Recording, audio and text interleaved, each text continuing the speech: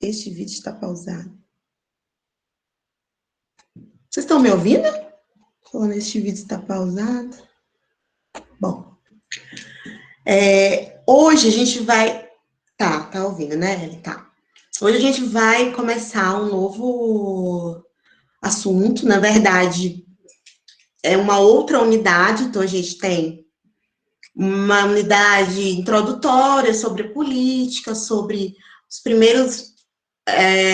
as primeiras ideias sobre o fenômeno da política, as primeiras reflexões com os gregos, como que os gregos imaginavam a política, como que surge o termo política pela primeira vez, né, na filosofia e na ciência política, com os gregos, como que Roma foi pegando a experiência grega e mudando, como que a política foi vista na Idade Média, pela igreja, pelo poder da igreja, toda a disputa do poder aí espiritual e político e econômico, né? Então, a gente viu isso, e a primeira unidade é isso, um pouco essa discussão mais histórica. Depois, a segunda unidade é um pouco o surgimento da teoria política com Maquiavel, quer dizer, por que diz que o Maquiavel é o grande precursor da teoria política? Porque ele começa a perceber a política como um fenômeno único, como um fenômeno com uma lógica e um conjunto de comportamentos e estratégias, um conjunto de comportamentos e estratégias fixo, né? Uma lógica própria da política. Então, precisava de uma análise própria da política.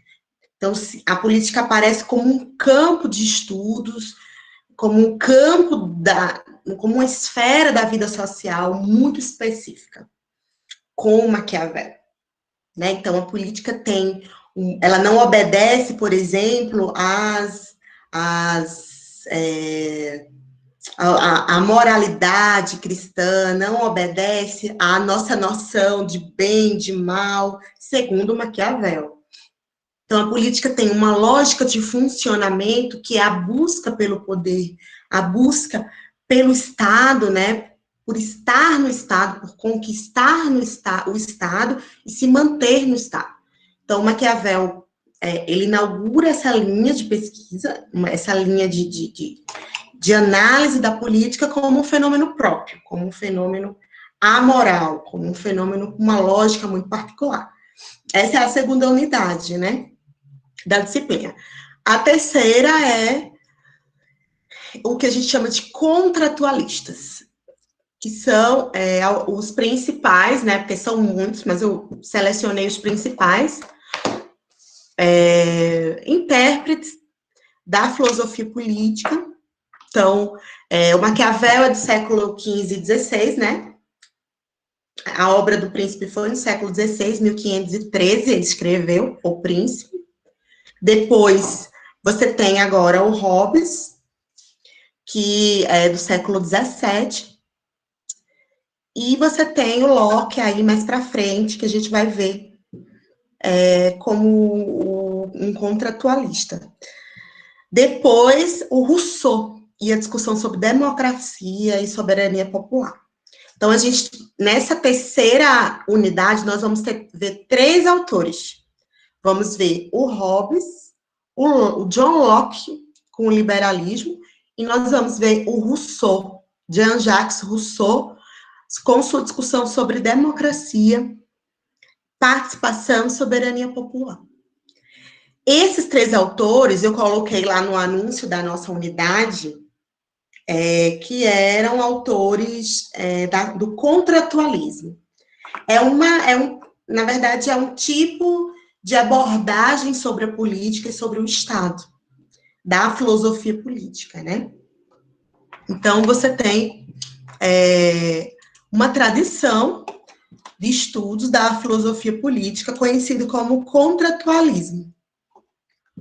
O contratualismo tem algumas características comuns entre os autores, que vocês vão ver Deixa eu aceitar aqui. Olá, gente. Então, essa linha contratualista da filosofia política tem alguns elementos particulares, né? Então, você tem aí,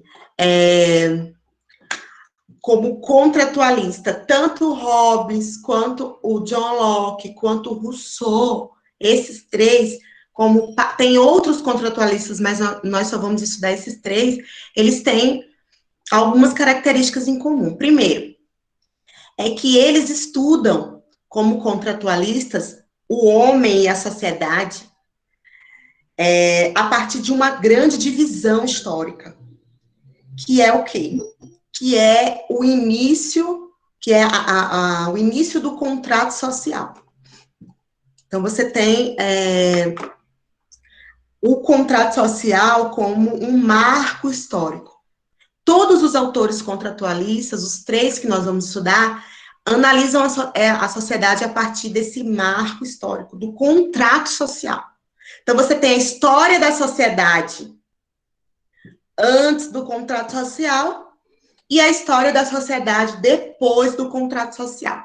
O que é o contrato social nesses autores?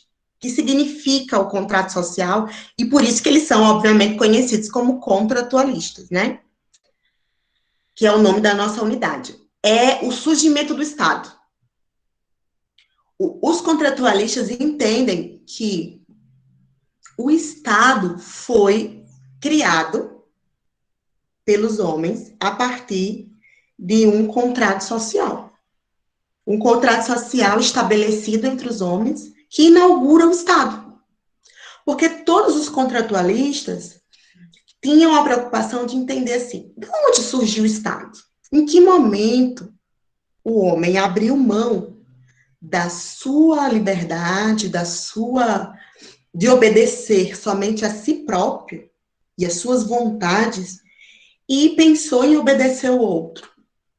Em que momento o homem criou a figura de um líder, de um rei, de um monarca, de um imperador? Em que momento o homem começou a obedecer outro homem?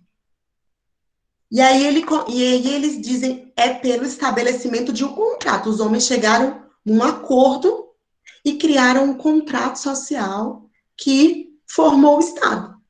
Então, os homens se organizaram socialmente, criaram um contrato que deu origem ao Estado. Então, a primeira característica dos contratualistas é a existência de um contrato social, que deu origem ao Estado. Os homens estabeleceram uma espécie de pacto. Disseram assim, não, a partir de agora nós vamos ter esse contrato e nós vamos ter um Estado que vai ter algumas funções para melhorar a nossa vida em sociedade. Então, os contratualistas têm esse divisor de águas, antes do contrato, depois do contrato. E aí eles vão analisar quais as vantagens desse contrato. Qual é a vantagem de ter um Estado? Para que serve o Estado? Qual a função do Estado na sociedade? Essa é a grande pergunta dos contratualistas. Tanto Hobbes, quanto Locke, John Locke, quanto o Rousseau.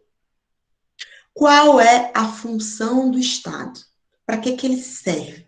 E ele é tão importante assim que fez com que os homens abrissem mão da sua liberdade ou de seguir apenas as suas regras e passassem a seguir as regras de outros homens, de líderes, passassem a obedecer outras pessoas. O que faz o Estado ser tão importante? Essa é a grande pergunta desses autores, né? E aí eles vão estudar o momento do homem antes do Estado, que todos eles chamam de estado de natureza, gente. Podem anotar aí, estado de natureza. O que é o estado? E aí, uma dica para vocês, deixa eu aceitar aqui. Uma dica para vocês. Quando vocês escrevem estado de natureza, é estado com E minúsculo, tá? Estado de natureza. O homem estava em estado de natureza. É como se fosse assim, Estado da água, líquido, gasoso, sólido. É o estado. O meu estado hoje é de pânico. É o estado com E minúsculo. Quando você vai escrever estado, o estado, surgimento do estado, essa palavra estado, vocês escrevem com maiúsculo. Quando vocês conseguirem substituir, por exemplo, estado por governo, por regime, alguma coisa assim nesse sentido, de governo, de governar, vocês colocam o E maiúsculo. Tudo que não for passível de ser substituído por governo e ter algum sentido, vocês colocam com E minúsculo, tá? Então, esse estado de natureza que a gente que os contratualistas estavam pensando, quer dizer, antes do contrato social, os homens viviam numa determinada situação, que eles chamavam de estado de natureza. Com a criação do contrato, os homens começam a ter um outro modo de vida, agora com a figura do Estado na vida deles. Então, antes e depois. Esse antes, que eles chamam de estado de natureza, vai ser diferente para cada autor. E aí, você tem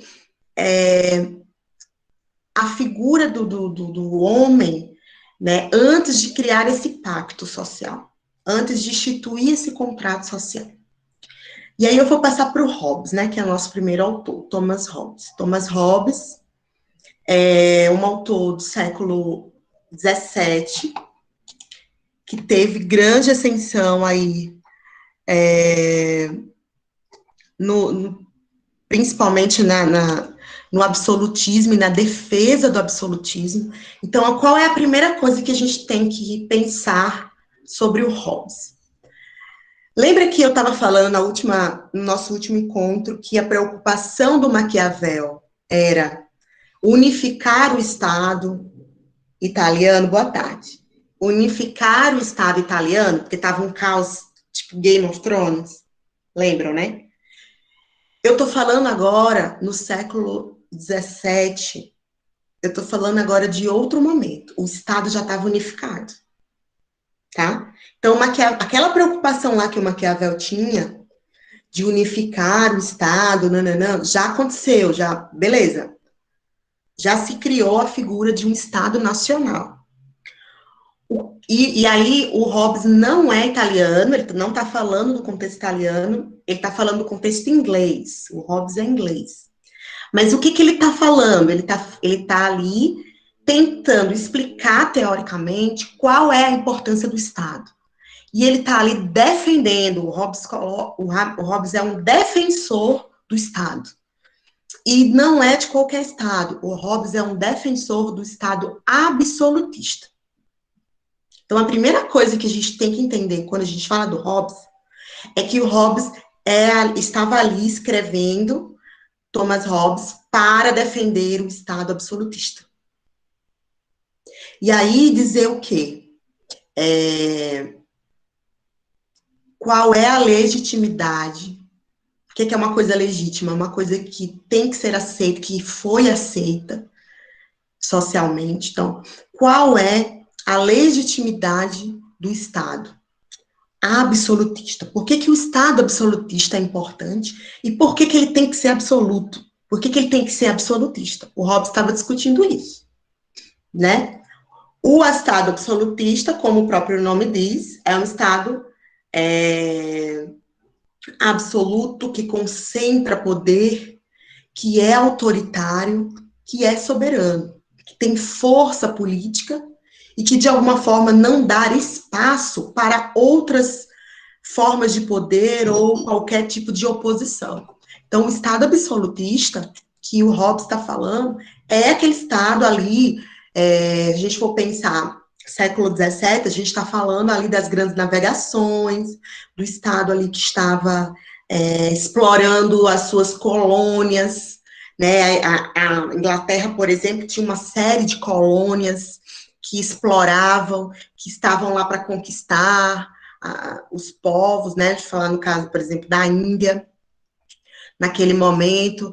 Então, a Inglaterra era uma grande monarquia colonizadora, é uma metrópole que estava ali sob um poder absolutista. Esse poder, na época do Hobbes, estava sendo questionado. Você teve ali a figura, uma guerra civil inglesa, e você teve ali um momento que o rei Carlos foi degolado.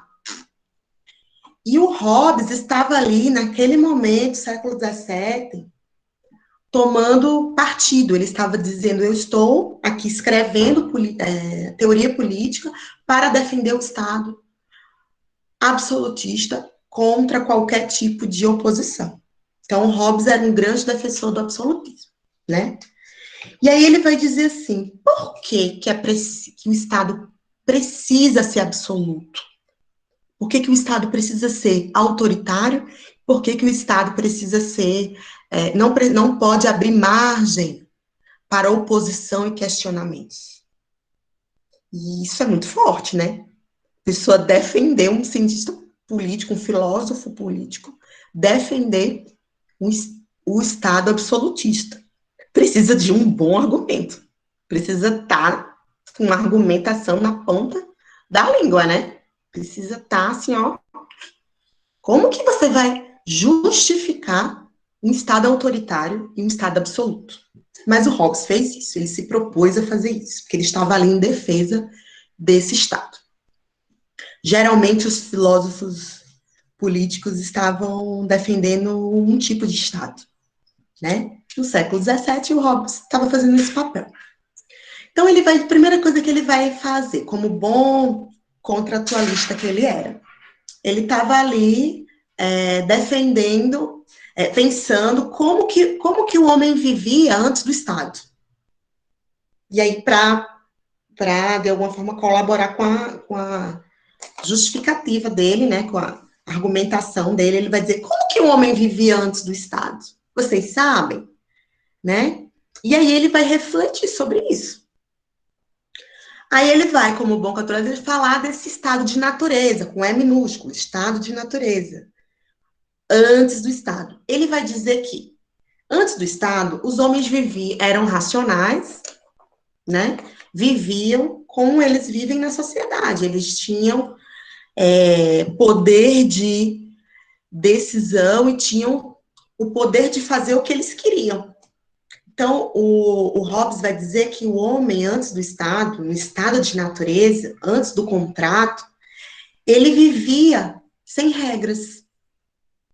Ele não tinha regras de convivência com o outro. Então, ele fazia o que ele queria. Ah, eu tô ali, eu quero um pedaço de carne. O meu vizinho aqui também queria um pedaço de carne. O que a gente ia fazer? Eu não ia lá tentar chegar num acordo. Era mais fácil eu ir lá, matava meu vizinho, pegava um pedaço de carne e levava. Comia. Não tinha regra. Cada um fazia o que queria. Eu podia deixar o cara com um pedaço de carne, ou eu podia matar o cara e pegar a carne. Podia fazer o que eu quisesse. E o que eu fizesse não ia ter nenhum tipo de julgamento, de punição, porque não existia regra social. Então, o Hobbes vai dizer que o homem vivia num estado quase anárquico, de anarquia, não existia, e aí anarquia no sentido pejorativo mesmo, não existia regras de convívio. Ele vai dizer assim, que o homem, ele vivia numa liberdade para fazer o que quisesse, uma plena liberdade. Essa plena liberdade tinha vantagens, porque os homens tinham poder, o poder estava nele, concentrado nele, nos seus desejos, nas suas vontades, então o cara não passava vontade, ele fazia o que dava na telha. No estado natural, era meio pela lei da sobrevivência. Exatamente, Eliezer. Exatamente, é isso aí. Falou e disse. Qual era a lei, né, que o Hobbes vai dizer? Que ele chama de direito de natureza. Qual era o direito de natureza do homem? Era ter a liberdade para fazer aquilo que fosse possível para preservar a sua sobrevivência, para preservar a sua vida. Porque, segundo ele, o bem maior que o homem tem, segundo Hobbes, é a própria vida. Então, nesse estado de natureza, o homem tinha plena liberdade para fazer o que quisesse, para preservar a sua vida, para a sobrevivência, como diz o Eliezer aí no chat. Então, não tinha regra. A regra era viver. A regra era sobreviver. Se eu tivesse que matar um, matar outro, se eu tivesse que... Enfim, podia fazer o que eu quisesse. Só que isso era um estado muito perigoso, né? Tinha muita instabilidade. Porque, segundo Hobbes, o homem é partidário de uma certa natureza humana, né? Que é uma natureza egoísta. O homem tem uma natureza de não entender, segundo Hobbes, de não entender a perspectiva, não se colocar no lugar do outro. Então, ele disse que naquele momento do estado de natureza, ali ele manifestava uma natureza egoísta e, de alguma forma, colocava aquele que vivia com ele em risco. Porque se eu me estranhasse com um cara, para que eu vou ficar perdendo tempo discutindo com ele para chegar no consenso? Não, eu vou e mato, é fácil, né? Então, o outro estava me ameaçando o tempo inteiro e eu estava ameaçando o outro o tempo inteiro. Então, Hobbes entende que era um estado onde o homem tinha esse direito, era uma total liberdade, que ele chama de direito de natureza, uma total liberdade, mas, ao mesmo tempo, era um momento em que o homem não tinha segurança. Qualquer um poderia me matar. Eu não estava seguro. A minha vida não estava segura. Se eu causasse qualquer tipo de ameaça para o outro, eu poderia ser, enfim, né? E aí, essa natureza individualista, não foi, dizem, o pessoal atribui muito esse termo ao Hobbes. Não foi o Hobbes que criou, mas ele popularizou, vamos dizer assim, porque ele coloca na sua obra, que é o homem como lobo do homem. Vocês já ouviram falar essa frase? O homem é o lobo do homem. Ou seja, o homem está ali naquele momento ameaçando a vida do outro homem, porque não há regras que estabeleçam o que é certo e o que é errado. Não há regras que estabeleçam uma referência de comportamento. Qualquer comportamento era válido para manter a sobrevivência, assim como na selva, é a lei da selva, né? Fazer de tudo para sobreviver. Então, segundo essa ideia de que o homem era lobo do homem, no estado de natureza, era algo que causava muita instabilidade à vida. E era um momento da sociedade onde havia muita insegurança. E os homens, nesse momento de desconfiança, né? Eu estou o tempo inteiro, eu tenho que pensar o tempo inteiro o que o outro está pensando de mim. Se ele está desconfiando de mim, ele vai atentar contra a minha vida. Então, é uma situação que o homem não tem segurança nenhuma. E o Hobbes vai ser um grande, vocês já tiveram a oportunidade de começar o texto, ele vai fazer uma grande discussão sobre essa natureza humana. Esse lado aí egoísta, né, do homem. Ele vai dizer assim, os homens são iguais.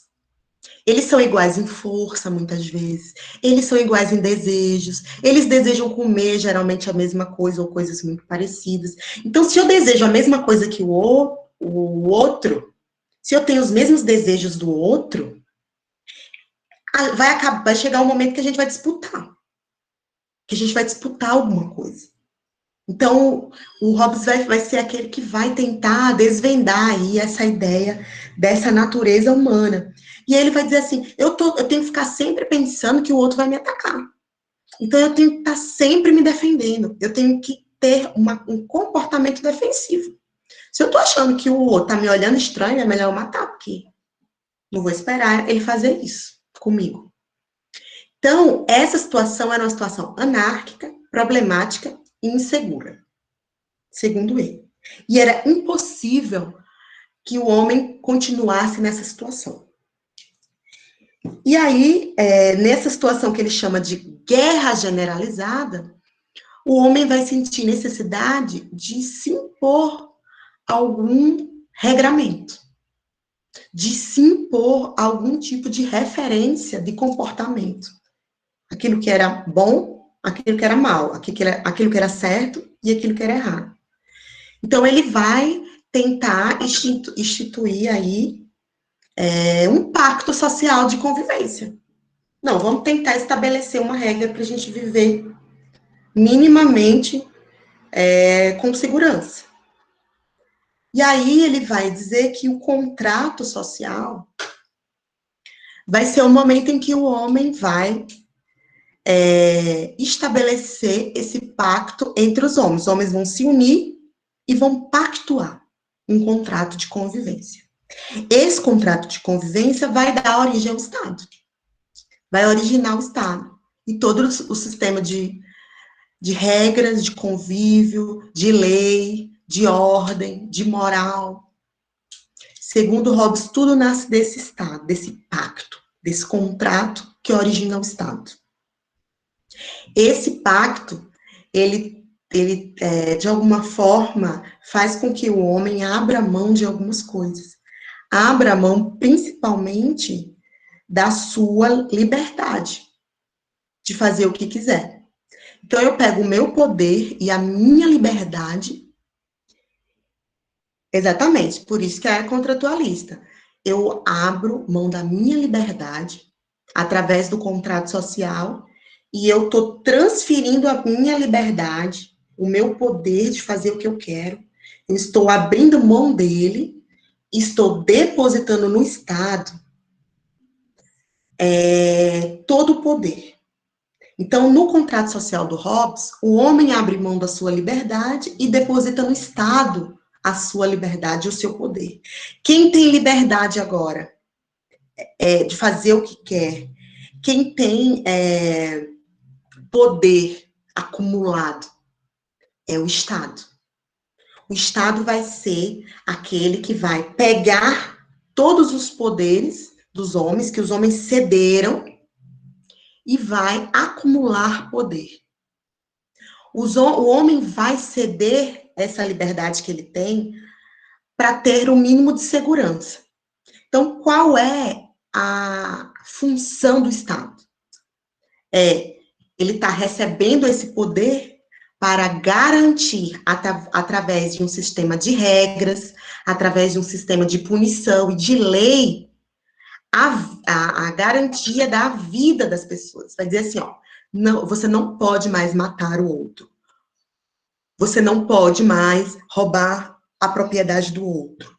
Você não pode mais fazer isso, você não pode mais fazer aquilo. Se você fizer, você vai ter uma punição. Então, o Estado, ele vai criar um sistema de leis, de uma ordem, né, de um regramento, para que os homens sigam determinadas regras, mas isso vai permitir que o homem tenha mais segurança.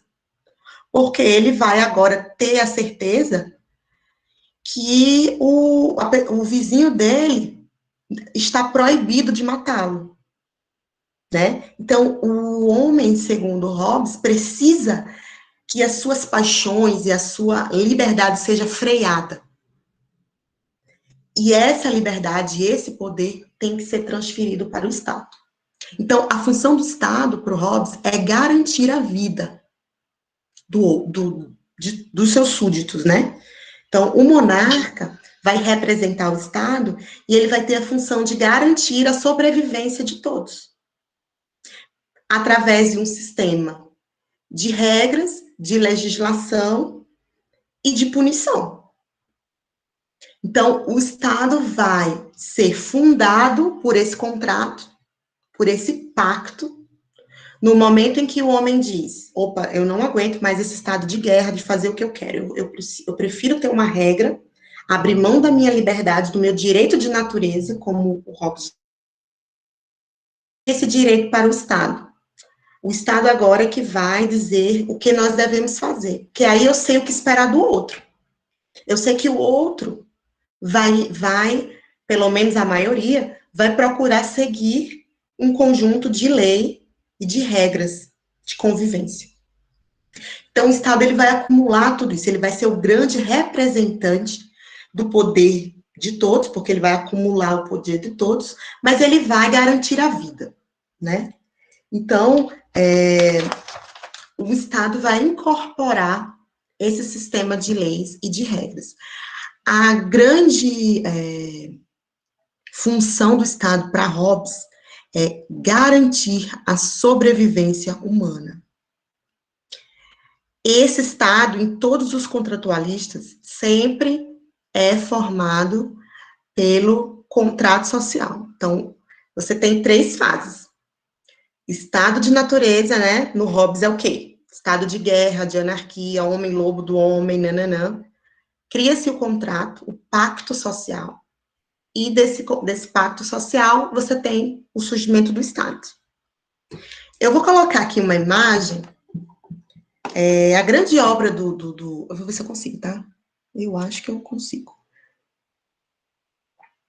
A grande obra do Hobbes se chama Leviatã.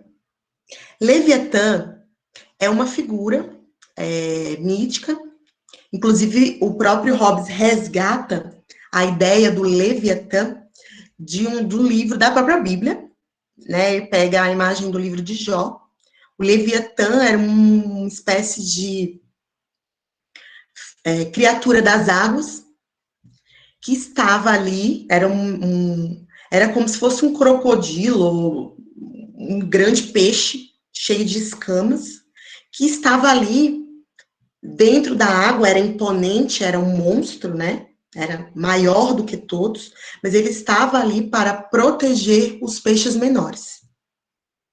Então, esse Leviatã, ele causava muito medo nos outros peixes, porque ele era feio, ele era grandioso, e ele, de alguma forma, impunha medo naqueles que viviam no mar, nos mares, inclusive os navegadores, as pessoas que navegavam, enfim, era um grande monstro das águas, mas, ao mesmo tempo, protegia os peixes menores, protegia o mar, protegia a população que vivia ali nas águas. Então, ele era um defensor das águas.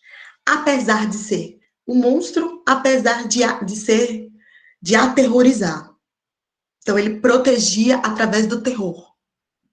Deixa eu ver se eu consigo compartilhar a imagem.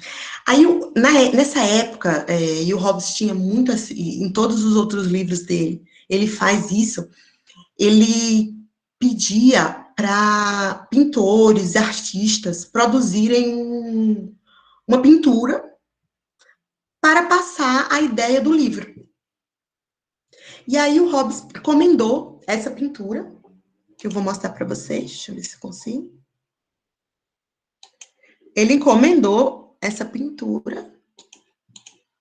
Vocês conseguem ver? Estão conseguindo ver? Sim?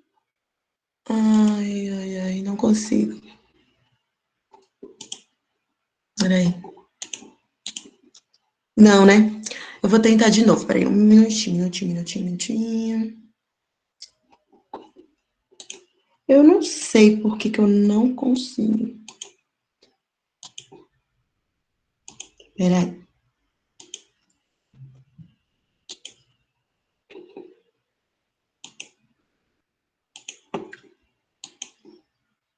Conseguem ver?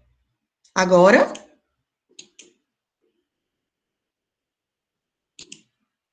Não, né? Agora. Consegue? Oba! Então, peraí. Deixa eu aumentar aqui. Ó, essa é a figura do Leviatã. Essa imagem estava no primeiro livro do Hobbes. Aqui embaixo, ó, se vocês forem, não sei se vocês estão conseguindo ver, mas aqui, onde está o mouse mexendo, ó, Londres, 1651. Acho que é. E aqui o André Croc, que foi a pessoa que fez a pintura, né? Então, se vocês forem ver, pintura de alguém que surge atrás das montanhas tem o mar, gente, tá? Tem o mar. Esse aqui você tá vendo um rei, que é o soberano, que é o Estado. Eu não sei se vocês conseguem ver, mas depois eu vou mandar para vocês essa imagem. Sabe nessa, tipo umas escamas que tem aqui, ó, onde está o mouse? Tipo umas escamas que tem. Vocês não conseguem ver porque está muito longe, mas isso aqui são rostos humanos. É como se fossem vários homens unidos. Então, essa imagem representa cada um dos súditos, cada um dos homens que se uniram num pacto, e ele queria falar isso. Aqui tem vários rostos humanos, então são os homens unidos que formam aqui o rei, o Estado. Do lado você tem. Eu só vou dizer. Tá. Peraí. Do lado você tem a espada, que é um rei que usa da força, que intimida, que amedronta pela força da espada. E aqui você tem um objeto que era muito utilizado pelos bispos na época, que significava o poder da igreja, como se fosse, os papas geralmente usavam esse, eu não sei exatamente como chamam, tipo um cajado, né, que representava ali uma liderança religiosa. Então você tem aí a grande figura do rei, que estava acima dos homens, era maior do que os homens, mas ao mesmo tempo era formado por cada homem. E aí tem uma figura, uma frase do livro de Jó, né, que é a imagem que ele pega a imagem do Leviatã, ele pega do livro de Jó, quer dizer, é um monstro que surge das águas, porque aqui está a montanha, né, que era a cidade que ele estava. Então, tem a montanha, atrás da montanha você tinha o mar. Então, o Leviatã surgia dos mares, era o grande monstro dos mares, escamoso, mas cada escama, cada parte do Estado e do soberano e do rei era um súdito. Eram os súditos unidos, né? Isso significava o pacto social, né? Então, parando aqui. Então, o Leviatã é tipo um cedro, né? Que um cajado, não sei, que os bispos levavam. Então, o Leviatã, ele tinha a força da espada, ele tinha o poder da espada, o poder da força física, ele poderia matar. Só ele poderia matar. Só o Estado que poderia matar. Por que o Estado poderia matar? Para defender a sociedade. Então, quando o Estado mata, por isso que ele tem a espada, quando, segundo Hobbes, o Estado mata, ele mata para defender o corpo social. Não mata mais, como no estado de natureza, um homem mata o outro para defender os seus interesses individuais. Mas o homem mata o outro para defender a lei, a justiça, para que a lei seja cumprida, para que a regra seja cumprida. Ao mesmo tempo, você tinha lá o cedro, o cajado, que significava o poder espiritual. Porque naquela época, e aí a gente chamava muito de poder divino dos reis, né? Ele defendia que os reis também tinham poderes da igreja. Eles tinham poderes espirituais, eles se colocavam ali como representantes não só dos homens, mas dos desejos de Deus. Ele acumulava poderes também. Férula papal. É, Thalina. Olha, Thalina saca. Férula papal. Opa. Então, ali significava o poder da igreja, que estava ali em conjunto, né, ao lado do poder do rei. Então, existia um acúmulo de força. Não só o poder da espada, mas o poder espiritual, o poder da igreja que estava ao lado do rei. E aí, essa imagem, né, do Leviatã, desse monstro das águas, né, que tinha cabeça de homem, mas o corpo era um corpo social, eram todos os homens unidos ali, e era como se o rei representasse os homens. É tanto que o Hobbes, ele fazia uma analogia assim, ele dizia assim, quando alguém desobedecia uma regra e era morto, quem matou não foi o rei. Não foi o rei que matou. Foram os próprios homens que deram poder para o Estado matar. Quem matou foi a regra, é a lei que mata. Porque está na lei que quem não obedece tem que ser punido.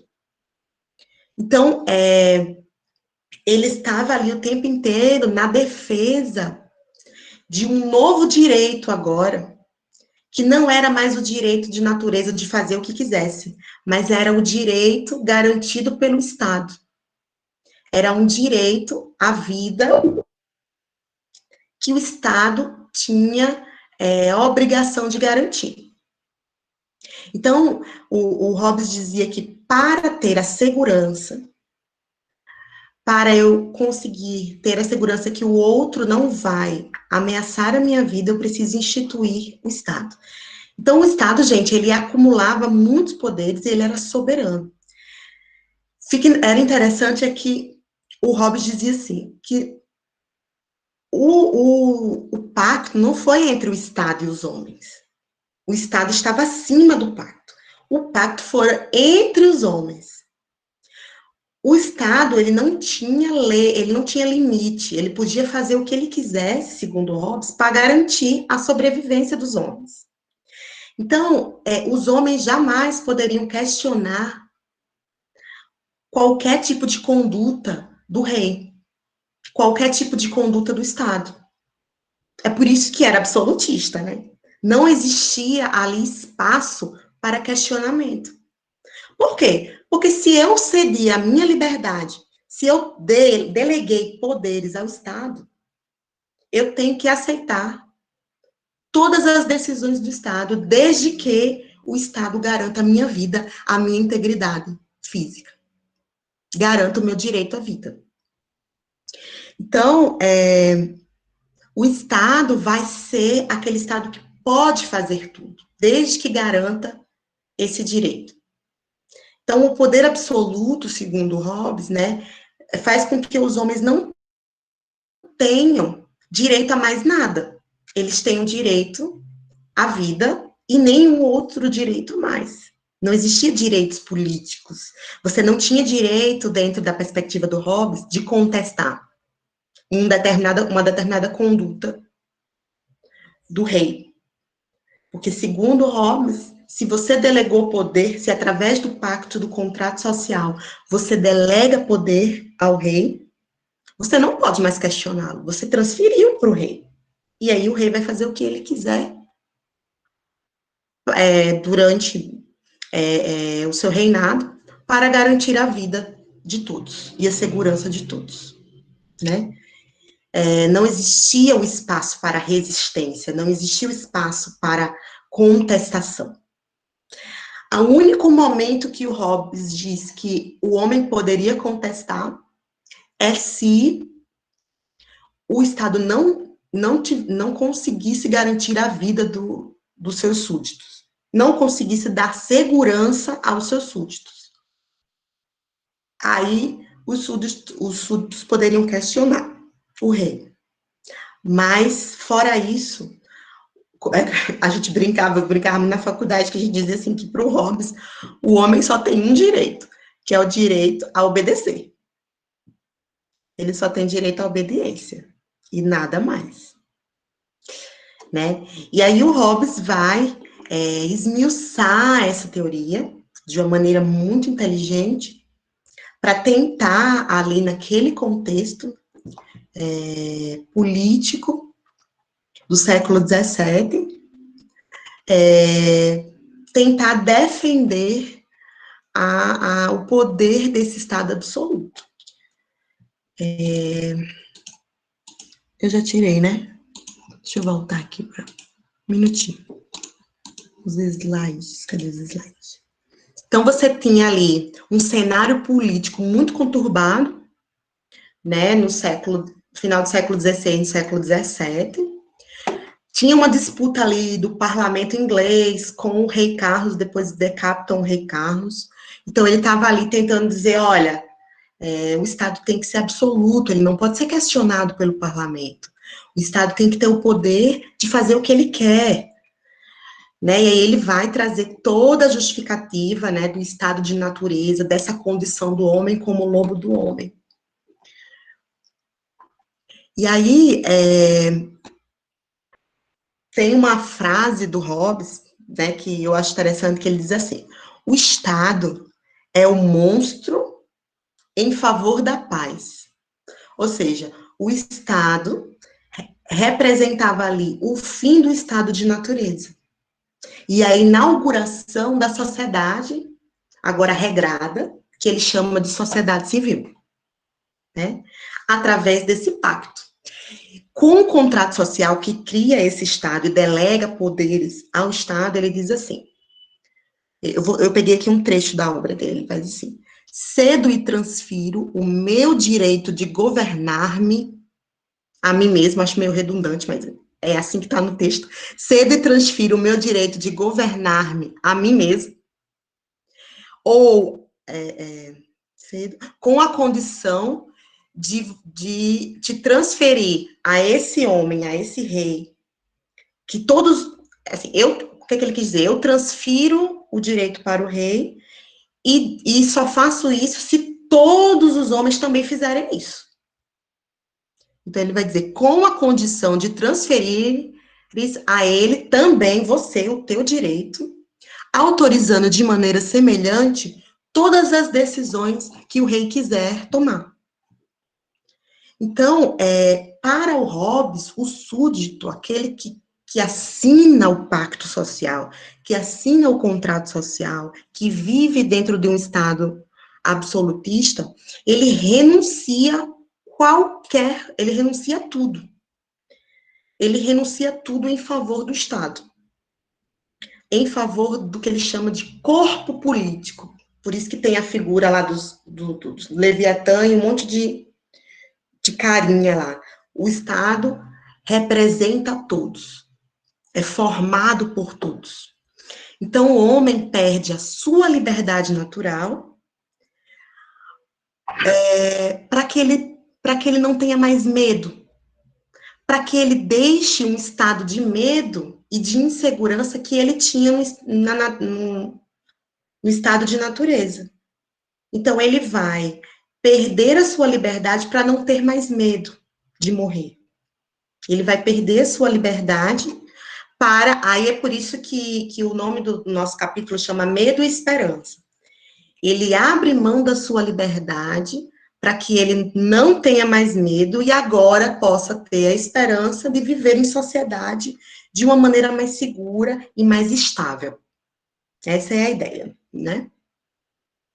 Então, o contrato social de Hobbes cria a ideia de um contrato de submissão. Eu não tenho direito a nada, a não ser de me submeter ao Estado, né? Isso é muito forte, mas era assim que o absolutismo era pensado, naquela época do século XVII, né? Então, o homem vai deixar de ter medo do outro homem, vai perder a sua liberdade para deixar de ter medo do outro homem, mas ele vai se submeter o tempo inteiro a todas as regras, a todo tipo de imposição do rei, do soberano, do Estado. Então, para defender o direito à vida, o Estado podia fazer o que ele quisesse, desde que mantivesse a sobrevivência, assegurasse a sobrevivência dos homens, né? Então, de uma maneira geral, Elias está perguntando, professora, para Hobbes, o Estado seria absoluto, ditador e não democrático? Seria completamente ditador e absoluto. Não existia no Hobbes espaço para democracia.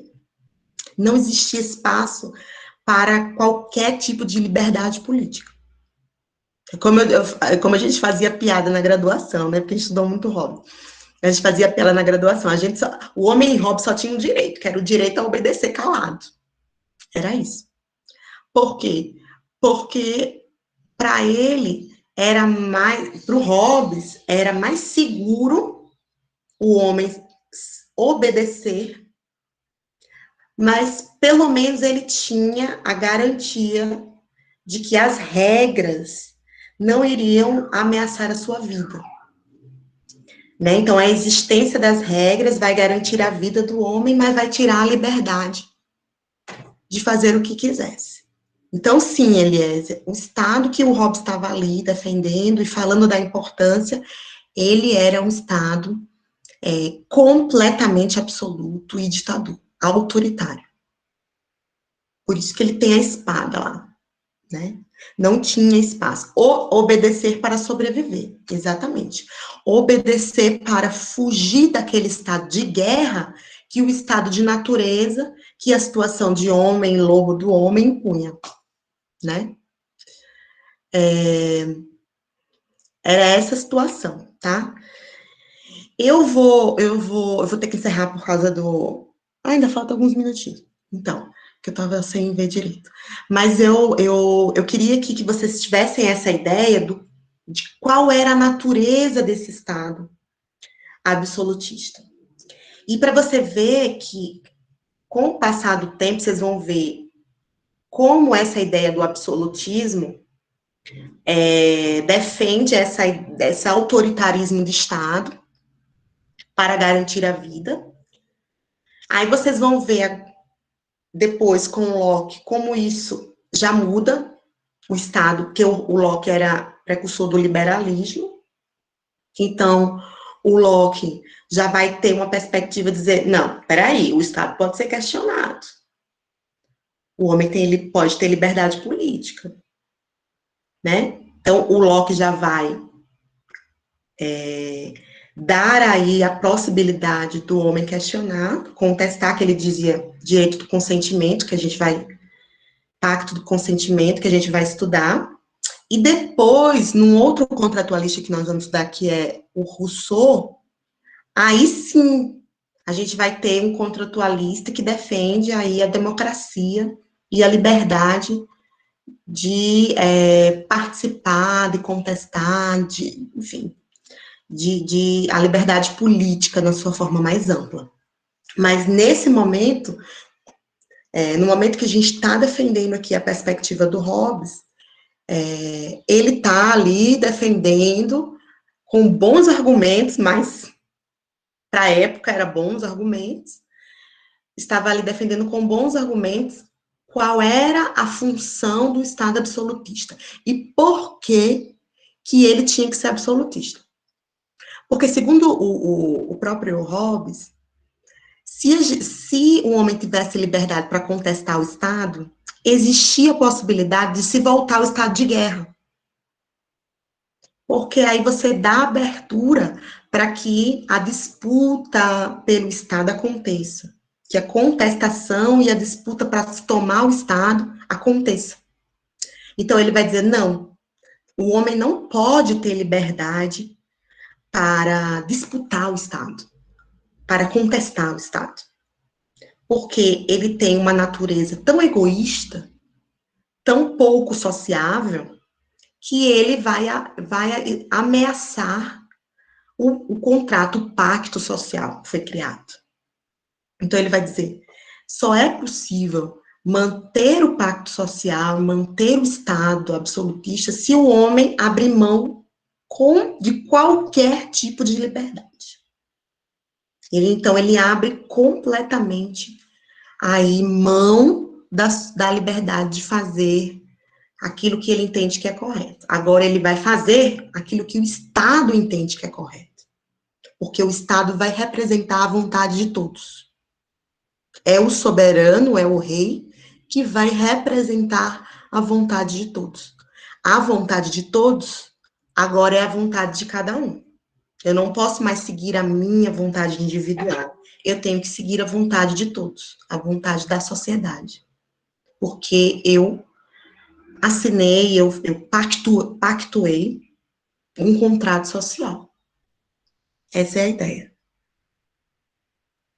Eliane, segundo Hobbes, ele vai dizer, bom, a natureza, ele vai ter uma ideia de uma natureza humana tão egoísta, racional, que existiria a possibilidade do homem entrar novamente nesse estado de guerra anárquico. Então, ele diz, não, é melhor o Estado, ter controle absoluto da situação. É meio chocante, né? Mas existe uma lógica. É uma lógica chocante, mas existe uma lógica. Então, ele vai de uma maneira muito refinada. O Leviatã tem 900 páginas, o livro Leviatã. Eu vou mandar para vocês, o livro. Eu tenho o livro em PDF. Para quem tiver curiosidade, eu não vou passar o Leviatã aqui, tem 900 páginas. Mas quem tiver curiosidade de ver como ele vai argumentar, aí tá lá, do estado de natureza, ele vai descrever como o homem vivia numa situação de guerra, e como que se criou o pacto social, como se criou o contrato social. Ele vai explicar como foi esse processo. É claro, gente, que ele tá ali em uma situação hipotética. É um filósofo naquele momento, o filósofo não tinha que comprovar nada, ele estava ali imaginando como que os homens viviam antes do Estado. Ele não viveu antes do Estado. Ele estava ali especulando como foi antes do Estado. Né? Ele não está provando cientificamente, ele está ali especulando para, a partir dessa argumentação, ele comprovar a necessidade de se manter o Estado absoluto. Então, eu vou deixar bolsonarista, era, de uma maneira mais, vamos dizer assim, radical, né? Pode ser, mas, porque essa ideia da segurança casa muito com a ideia, na época da ditadura tinha muito essa ideia da segurança nacional, né? De manter as pessoas seguras. O Estado é que tinha que garantir essa segurança. Né? Essa perspectiva de o Estado garantir a segurança, mesmo às custas da liberdade, foi muito que baseou a ditadura militar e o Estado autoritário na época da ditadura militar, né? Era assim, era manter o Estado seguro. É tanto que essa ideia da segurança nacional, até hoje, né? A Thalina está falando dos bolsonaristas, até hoje, né? O que o Estado tinha que fazer? Era dar arma, né? Qual que era a ideia de segurança para o Estado? Era um homem ter uma arma, já que o Estado, e aí ele é uma coisa meio deturpada, né? Mas tinha muito a ver com a ideia de que o Estado deveria garantir a segurança dos homens, né?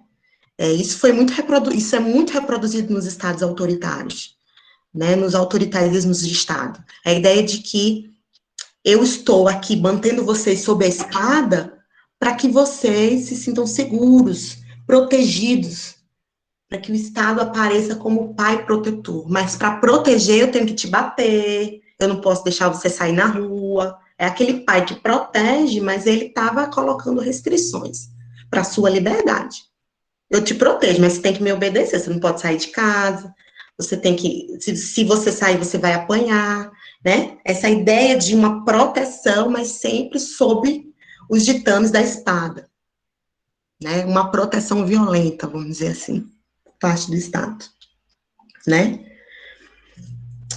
Então, gente, assim, como introdução, É isso, tá? Eu não sei se eu vou passar a gravação para vocês. Eu deixei os slides lá. Tem os slides que tem todo um pouco do que a gente falou aqui. Amanhã eu vou gravar um vídeo explicando o slide, porque nem sempre a gente consegue falar tudo nesse espaço de tempo. Mas, como introdução, eu acho que deu para vocês entenderem qual que era a lógica do Hobbes, do pensamento do Hobbes. Então, amanhã a gente vai aprofundar um pouco isso. Eu acho que na questão que eu coloquei para vocês, eu perguntei qual era a função do Estado para Hobbes. Eu acho que a função do Estado vocês já entenderam, né, que é a ideia da garantia, da segurança, né, da garantia da vida, da segurança, da proteção, de garantir o direito à vida, que era um direito natural do homem. E, em troca disso, o homem cede à liberdade, né? Então, amanhã eu vou procurar aprofundar mais com vocês essa discussão, mas que vocês já podem ir dando uma olhada, tá? Eu queria que vocês dessem uma lida no texto. E o texto fala um pouco como que o Hobbes vai argumentando, e o texto perde bastante tempo, perde não, ganha, mas gasta bastante tempo, tentando falar um pouco como que o Hobbes entendia da natureza humana. O Hobbes perde muito tempo falando isso, assim. O homem era egoísta, qual era a natureza egoísta do homem? O homem achava, os homens são muito iguais, então eles desejam as mesmas coisas. Então, se eles desejam as mesmas coisas, eles disputam as coisas. Né? Então, ele vai tentar destrinchar um pouco essa natureza egoísta, né? Essa ideia do homem, lobo do homem, né? De uma maneira muito interessante, né? Então, para quem quiser aprofundar e como que o Hobbes vai comentar, eu vou deixar também como leitura complementar. Que tem gente que tem uns alunos que gostam de ler o próprio autor, né? Então, eu vou deixar como leitura complementar o Leviatã, para vocês darem uma olhada. É bem interessante. Inclusive, tem essa imagem aí que eu coloquei para vocês. Tá bom? Então, é isso. Eu preciso encerrar, porque vou ter aula agora, no primeiro período. Então, eu agradeço aqui o tempo de vocês. Eu vou mandar para quem não teve oportunidade, ou quem quiser assistir de novo, a aula e mando para vocês, tá bom? É isso. Até a próxima. Até mais. Amanhã eu mando uma gravação para vocês, um vídeo que eu vou fazer para vocês. Tchau, gente. Tchau, Bruno, Thalina, Bruna, Amanda, Yara, Evelyn. Até mais. Deixa eu desligar.